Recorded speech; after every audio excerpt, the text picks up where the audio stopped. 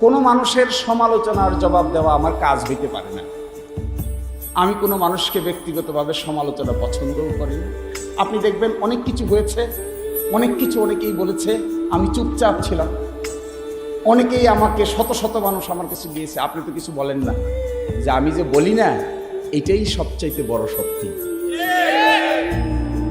নীরবতা, চুপ থাকা এত বড় শক্তি, আপনি চিৎকার করেও এত বড় শক্তি পাবেন না। কে চিৎকার করে? সামারসরের দিকে রওনা দিচ্ছেন রাত ৩টার সময়, কাল্যাণীতে গেছেন। কাল্যাণীতে গিয়ে দেখবেন ডাইনেও অন্ধকার, বামেও অন্ধকার।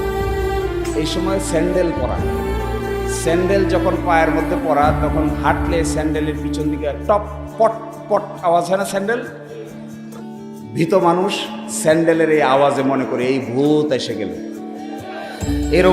এরকম ভূতের পাল্লায় পড়েন নাই? আসলে কি কোনো ভূত আসছে? তখন একা একা জোরে জোরে গান গায়, বন্ধু কে বানাইলা রে হাসন রাজারে বন্ধু। এটা কেন গান গায়? এই গান গায় ভূতের ভয়ে নিজেকে বাঁচানোর জন্য গান গায়। আসলে কি ভূত আসছে? আসলে কি সে গায়ক? তখন মনের শান্তি দেয়। সে শান্তিতে কি? বন্ধু কে বানাইলে রে হাসন রাজারে বন্ধু কে বানাইলে রে, আর ভূত, আর ভূত, আর মনে মনে সাপেকালি ভূত। আসলে জুতার পায়ের আসলে কি? তাহলে সব শব্দ, সব গান সব সময় কি সাহসিকতার পরিচয়? সব শব্দ করে কি আপনি সাহস সঞ্চয় করতে পারবেন?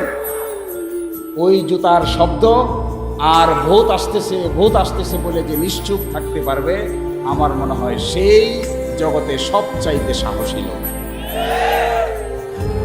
এই জন্য আমি কারো সমালোচনার অযথা জবাব দিয়ে সময় নষ্ট করতে চাই না। আমার তো কাজ আছে ভাই।